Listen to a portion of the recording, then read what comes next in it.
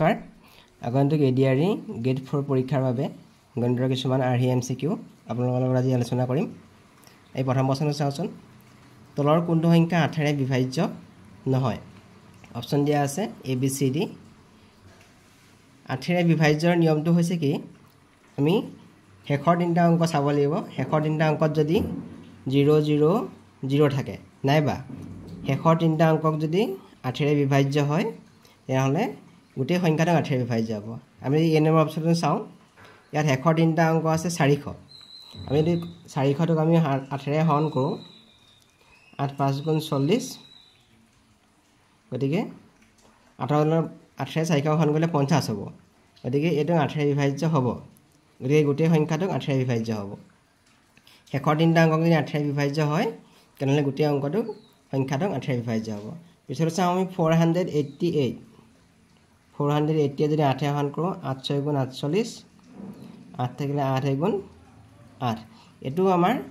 8ৰে বিভাজ্য হ'ল। 480টো 8ৰে বিভাজ্য, গতিকে এই সংখ্যাটোকো এই গোটেই সংখ্যাটোকো 8ৰে বিভাজ্য হ'ব।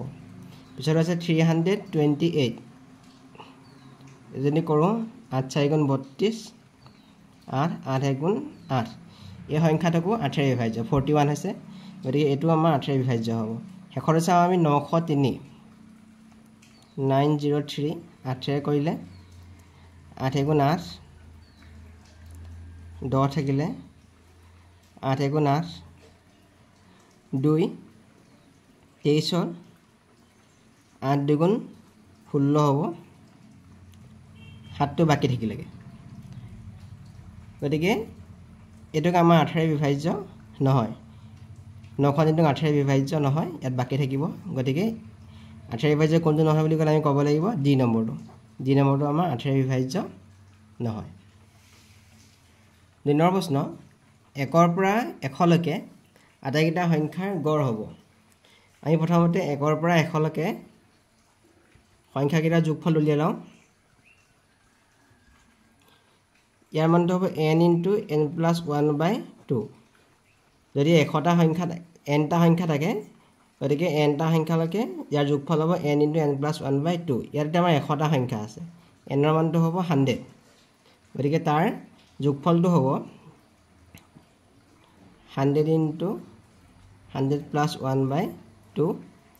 2য়ে আমি 100 কাটিলে 50, এইটো হ'ব 50 × 100 লগত 1 গুণ কৰিলে 101 হ'ব। আমাৰ 100লৈকে এই গোটেই সংখ্যাকেইটাৰ যোগফল এইটো হ'ব 50 × 101। এতিয়া কৈছে গড়। গড় বুলি ক'লে ইয়াত 1ৰ পৰা 100লৈকে সংখ্যাকেইটাৰ যোগফল 1 + 2 + 3 + ... 100লৈকে সংখ্যাকেইটাৰ যোগফল আৰু n কিমানটা সংখ্যা আছে, ইয়াত 100টা সংখ্যা আছে। আমি ইয়াত পালোঁ 100লৈকে সংখ্যাকেইটাৰ যোগফল পালোঁ 50 × 101। এইটো আমি পাই থৈছোঁ। 100লৈকে সংখ্যাকেইটাৰ যোগফল আমি এইটো পাইছোঁ। আমাক আকৌ হৰণ কৰিব লাগিব 100ৰে। আমি যদি এইটো কৰোঁ 50ৰ লগত 50 যদি 100 কাটো দুবাৰ যাব। 2য়ে যদি আমি 100কে হৰণ কৰোঁ, 2 5 গুণ 10, আকৌ 0 2 5 গুণ 10, 15.5। গতিকে 1ৰ পৰা 100লৈকে সংখ্যাকেইটাৰ গড় হ'ব 50.5। এই নম্বৰটো ইয়াৰ ৰাইট অপশ্যন। 3 নম্বৰ প্ৰশ্ন, তলৰ কোনটো অনিৰ্ণয়? অপশ্যন দিয়া আছে sin 0 degree, tan 45 degree, cos 90 degree, cos 0 degree. আমি জানো sin 0 মান হ'ব 0। tan 45 ডিগ্ৰী মান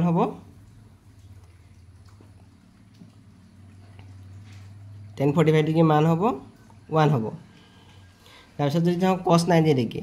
cos 90 ডিগ্ৰী = 0। আমি যদি cos 0 ডিগ্ৰী চাওঁ,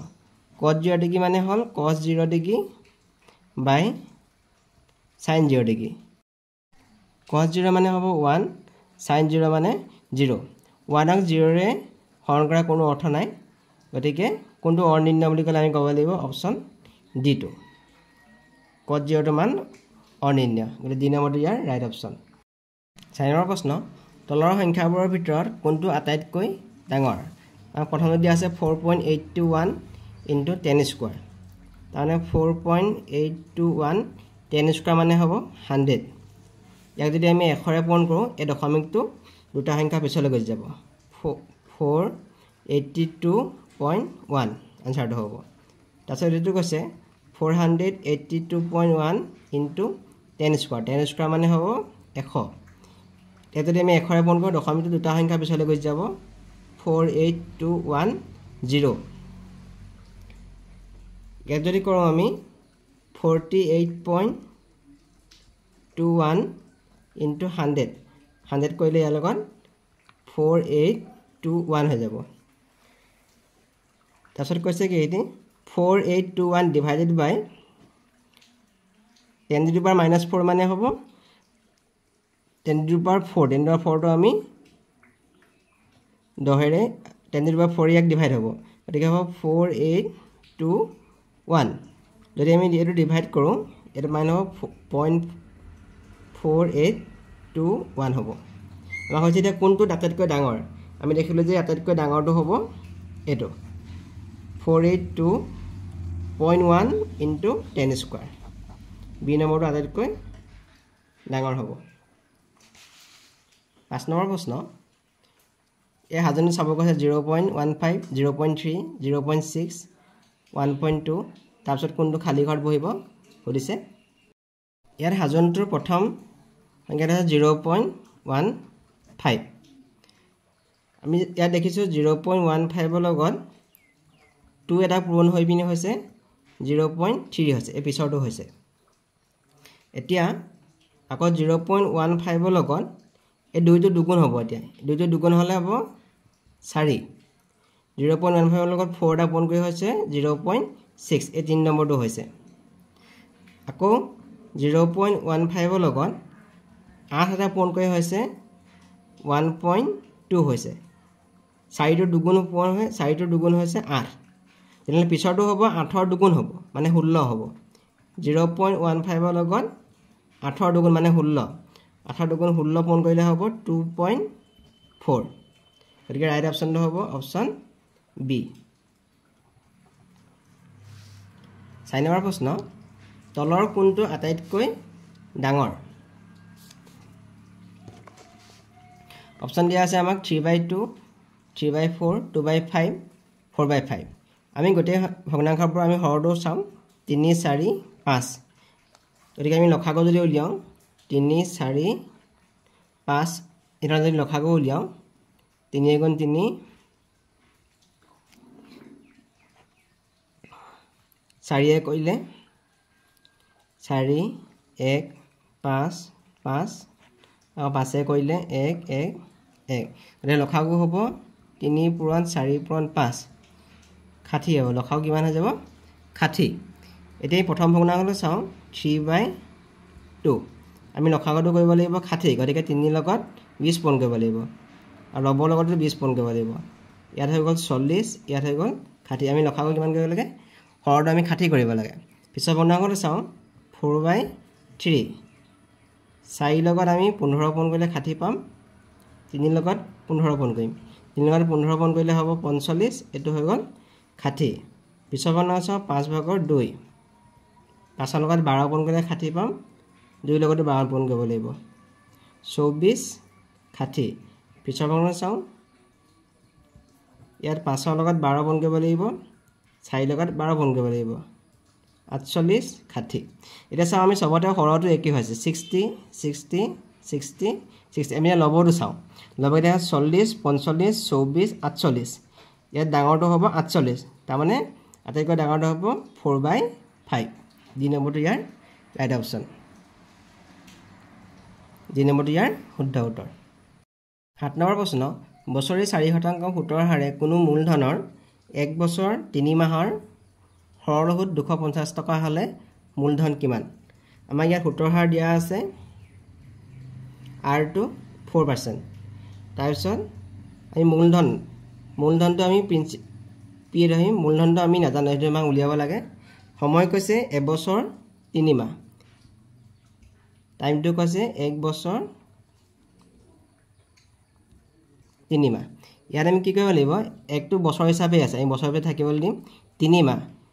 3 মাহটো আমি বছৰত প্ৰকাশ কৰিলে 12 ভাগৰ 3 বছৰ হ'ব তাৰমানে 12 মাহে এবছৰ 3 মাহটো আমি প্ৰকাশ কৰিলে 12 ভাগৰ 3 যদি আমি 3 এ কাটো 3 গুণ 3 3 4 গুণ 12 তাৰমানে 1 + 1/4 যদি লখাগু যদি লওঁ 4 4 যোগ 1 তাৰমানে 5/4 বছৰটো মান হ'ব 5/4 t = 5/4 আমি আমাৰ ইয়াত কৈছে সৰল সুদ সিম্পল ইন্টাৰেষ্ট দিয়া আছে 250 টকা আইটো দিয়া আছে 250 টকা আমি এটা চাম আমি সূত্ৰটো জানো I = PRT/100 এটো হল সৰল সূত্ৰ উলিওৱা সূত্ৰ আমাক ইয়াত হেইটো দিয়া আছে সূত্ৰটো দিয়া আছে 250 মূলধনটো আমি উলিয়াব লাগে R মান দিয়া আছে 4 আৰু T মান আমি পালো সময়টো পালো আমি 5/4 এতিয়া আমি কি কৰিম এই 4 4 দুটা কাটি দিলো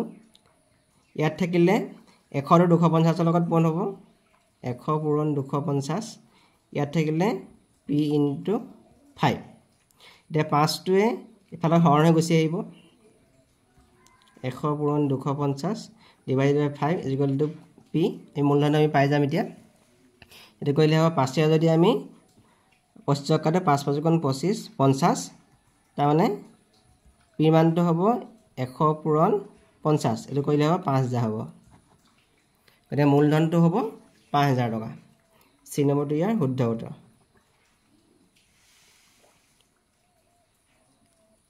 এটা বস্তু কিনা দাম 4500 টকা 45% লাভ পাবলৈ হলে বস্তুটো কিমান দামত বিক্ৰী কৰিব লাগিব আমি জানো যে লাভৰ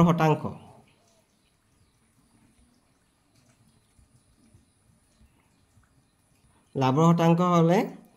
তলত থাকিব কিনা দাম ওপৰত লাভ পূৰণ 100 এটো হল লাভৰ শতাংশ আমাৰ ইয়াত দিয়া আছে লাভৰ শতাংশ দিয়া আছে 45% 45% দিয়া আছে কিনা দামটো দিয়া আছে 4500 টকা আৰু কৈছে লাভ হলে হ'ব বেচা দামটো আমি SP বুলি ধৰিম বেচা দাম বিয়োগ কিনা দাম মানে হ'ব 4500 টকা পূৰণ 100 আমি যদি কটাকটি কৰো ইয়াত থাকিব 45 টো লগত 45 টো পূৰণ হৈ যাব 45 * 45 এটো SP2 হল বেচা দাম 4500 আমি 45 আৰু 45 পূৰণ কৰিলে পাম 2025 যদি আমি 4500 টো পক্ষান্তৰ কৰি নিয়া ন এটো প্লাছত আহিব 4500 গতি দুইটা যোগ কৰিলে বেচা দামটো হ'ব 6525 টকা হ'ব গতি বি নম্বৰটো ইয়াৰ শুদ্ধ উত্তৰ হ'ব 6525 টকা 9 নম্বৰ প্ৰশ্ন 4/3 ভাগৰ 1 2/4 ভাগৰ 1 হৰণ 9/4 ভাগৰ 3 ৰ মান হ'ব এটো মিশ্ৰ ভগ্নাংশ হৈ আছে এটো অপ্ৰকৃত ভগ্নাংশ লিবলৈ হলে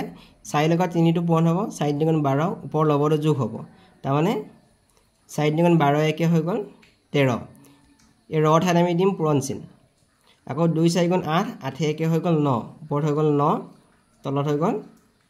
লবটো 4 এটো ব্ৰেকেট হিচাপে আছে 9 4 × 36 36 3 হৈ গল 39 এতিয়া আমি কি কৰিম 3 এ 9 কাটিলো 3 বাৰ যাব ওপৰত হৈ গল 13 লগত 3 পূৰণ কৰিলে হ'ব 39 তলত হৈ গল 4 ইয়াত হৰণ আছে 39/4 আমি যদি ইয়াত পূৰণ চিন দিও এই ভগ্নাংশটোৰ প্ৰতিক্ৰমতে পূৰণ কৰিব লাগিব 39/4 তাৰ মানে ইয়াত হৰ আসলে 4 হৰটো ওপৰলৈ গুচি গল লবটো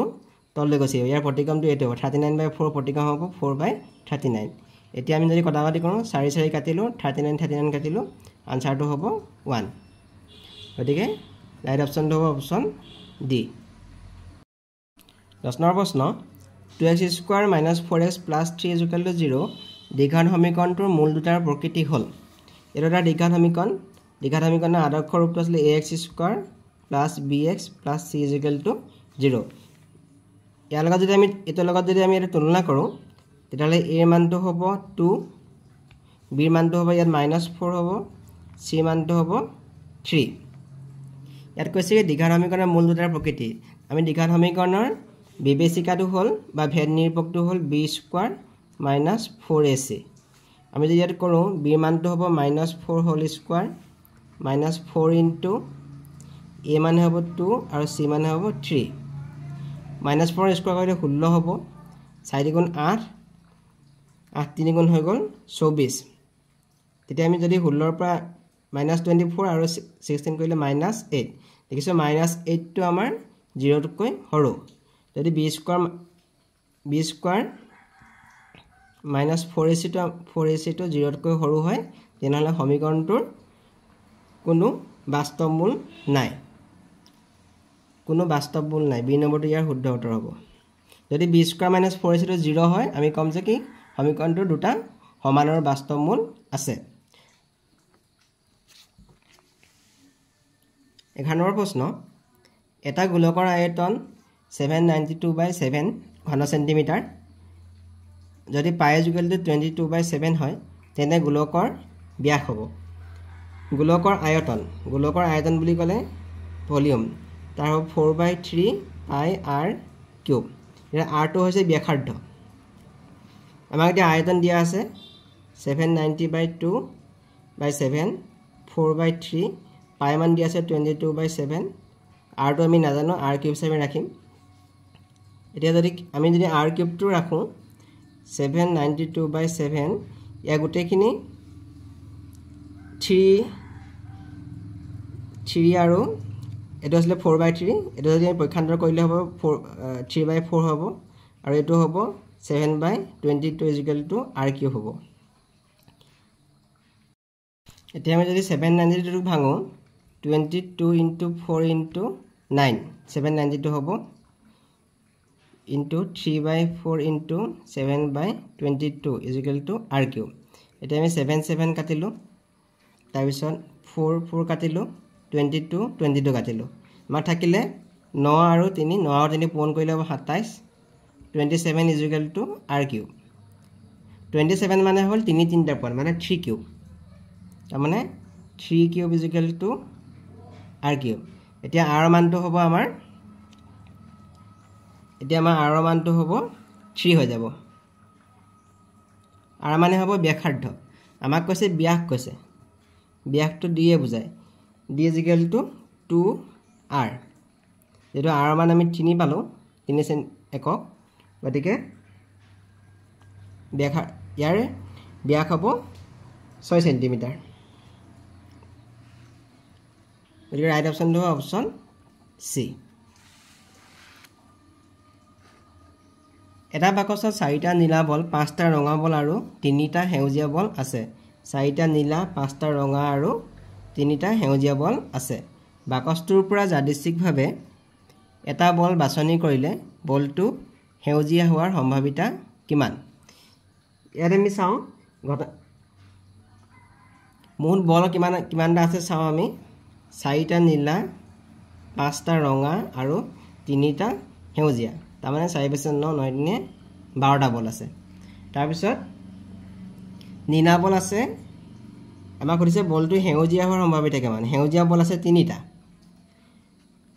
গতিকে গোটেই ঘটনাটো ঘটিব পৰা মুঠ ফলৰ সংখ্যা 12টা যদি বলটো কোনবা এটা বল আমি উলিয়াই লওঁ তাৰ পিছত 12টা মুঠ বল আছে আৰু সেউজীয়া বল আছে 3টা তাৰ পিছত সেউজীয়া বল পাব পৰা সম্ভাৱিতা হ'ব 3 গতিকে মুঠ সম্ভাৱিতা হ'ব 3 * 3 3 * 4 = 12 গতিকে কোনবা এটা বল যদি আমি উলিয়াই আনো 12টা বলৰ ভিতৰত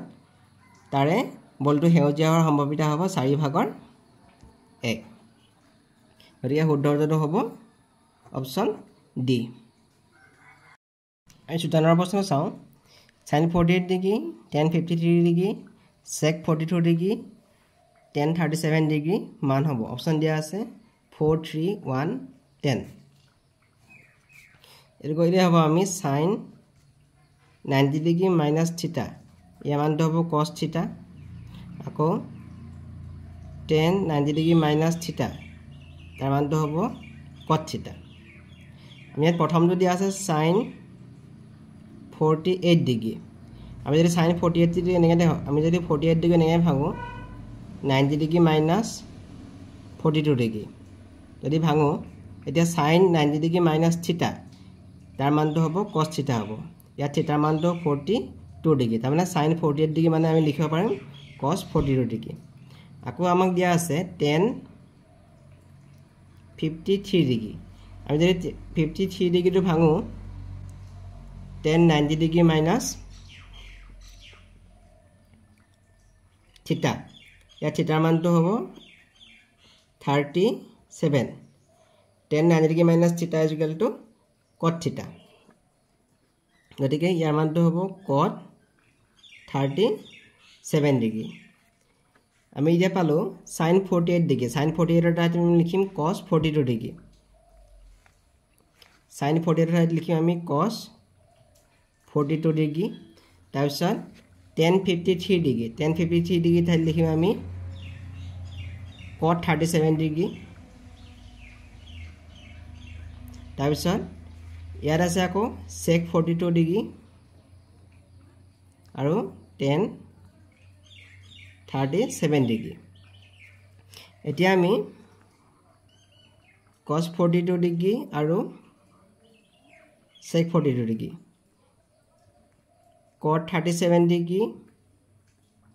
tan 37 degree cos 42 degree sec 42 degree কৰিলে পাম আমি 1 আকৌ cot 37 ডিগ্ৰী আৰু tan 37 ডিগ্ৰী কৰিলে আমি পাম তাৰ মানটো হ'ব 1 দুইটা পূৰণ কৰিলে হ'ব আনসাৰটো 1 হ'ব গতিকে ৰাইট অপশ্যনটো অপশ্যন সি সুজনৰ প্ৰশ্ন তলৰ কোনযোৰ সমতুল্য অনুপাতত আছে 1:2 3:5 1:2 মানে হ'ল 1/2 3:5 মানে হ'ল 3/5 আমি এতিয়া এটা হৰ আৰু লব প্ৰথম ভগ্নাংশটো লব আৰু দ্বিতীয় ভগ্নাংশটো হৰ আমি পূৰণ কৰি চাম 1 5 গুণ 5 আকৌ 2 3 গুণ 6 যেহে 5 আৰু 6 সমান হোৱা নাই গতিকে এই অনুপাতযোৰ সমতুল্য অনুপাতত থকা নাই পিছতে চাওঁ 6:9 আৰু 1:10 6:9 মানে হ'ল 6/9 1:10 মানে হ'ল 1/10 ইয়াতক আমি যদি পূৰণ কৰি চাওঁ 6 লগত 10 পূৰণ কৰিলে 60 হ'ল 1 লগত 9 পূৰণ কৰিলে 9 হ'ল 60 আৰু 9টো সমান নাই হোৱা গতিকে এইযোৰ আমাৰ সমতুল্য অনুপাতত থকা নাই 3:7 12:28 3:7 মানে হ'ল 3/7 12:28 মানে হ'ল 12/28 আমি যদি পূৰণ কৰি চাওঁ 3 লগত 28 পূৰণ কৰিলে 3 × 4 2 84 হ'ব আৰু 7 লগত 12 পূৰণ কৰিলে হ'ব 84 এইযোৰ আমাৰ সমান হৈছে গতিকে এইযোৰ সমতুল্য অনুপাতত আছে আমি যদি পিছতো চাওঁ 1:5 মানে 1/5 2:7 মানে হ'ল 2/7 1 7 গুণ 7 হৈছে আৰু 2 5 গুণ 10 হৈছে এইযোৰ সমান হোৱা নাই গতিকে ৰাইট অপশ্যনটো হ'ব অপশ্যন সি হ'ব 25 সেন্টিমিটাৰ বাহু বিশিষ্ট এটা বৰ্গৰ পৰিসীমা বৰ্গৰ পৰিসীমা হ'ব 4 পূৰণ এটা বাহু দিশ গতিকে 4 লগত 25 পূৰণ কৰিলে হ'ব 100 সেন্টিমিটাৰ পৰিসীমা হ'ব আৰু কালি হ'ব বাহু স্কোৱাৰ তাৰমানে 25 লগত 25 পূৰণ কৰিলে হ'ব 625 বৰ্গ সেন্টিমিটাৰ ইয়া কালি হ'ব ইমান বৰ্গ সেন্টিমিটাৰ পৰিসীমা আৰু কালিৰ অনুপাত পৰিসীমা হৈ যাব 100 আৰু কালি হৈ পালো আমি 625 গতিকে আমি যদি কৰোঁ ইয়াত 100 কৰিলে হ'ব 25 4 গুণ 100 আকৌ 625 কৰিলে 25 পূৰণ 25 কৰিলে 625 হ'ব এড কৰিলে আমি যদি 25 25 কাটো থাকিলে 4:25 মানে পৰিসীমা আৰু কালিৰ অনুপাত হ'ব 4:25 যি নম্বৰটো ইয়াৰ শুদ্ধ উত্তৰ হ'ব